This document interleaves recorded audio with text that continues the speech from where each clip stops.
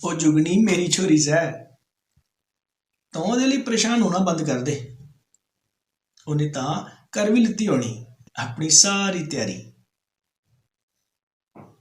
ਮੈਂ ਤਾਂ ਉਹਦੀ ਕਦੇ ਵੀ ਚਿੰਤਾ ਨਹੀਂ ਕੀਤੀ, ਬਲਕਿ ਮੈਨੂੰ ਤਾਂ ਹੁਣ ਤੇਰੀ ਚਿੰਤਾ ਹੈ, ਉਹਦੀ ਨਹੀਂ। ਤੂੰ ਮੈਨੂੰ ਛੇਤੀ ਇਸ ਲਈ ਬੁਲਾ ਰਹੀ ਹੈ ਕਿਉਂਕਿ ਜੇ ਮੈਂ ਟਾਈਮ ਤੇ ਨਾ ਆਇਆ ਤੇ ਟੈਚੀ ਬੰਦ ਹੀ ਨਹੀਂ ਹੋਣਾ ਜੁਗਨੀ ਦਾ। ਸਮਾਨ ਜੋ ਇੰਨਾ ਭਰ ਦੇਣਾ ਚਾਹ ਤੂੰ ਉਹਦੇ ਚ।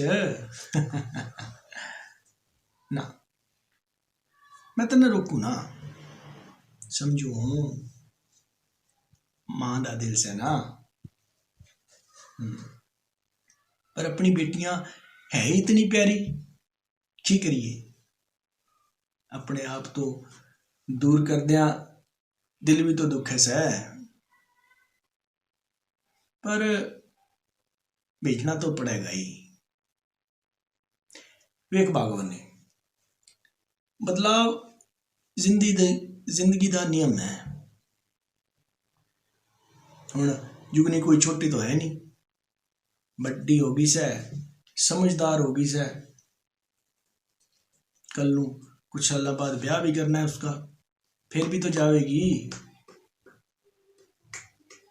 बेटियां पढ़ लिख गई, अब नौकरी के लिए जा रही है, कल को नौकरी लगेगी फिर दूर जाएगी।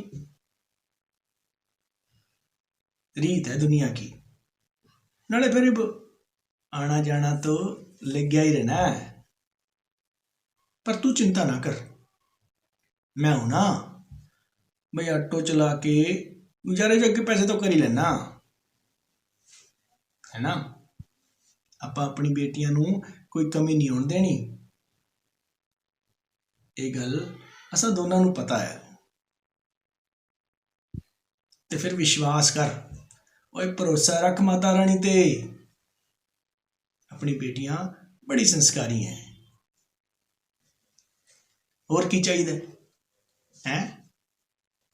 तू ऐ कर, मेरा डब्बा लेके आ।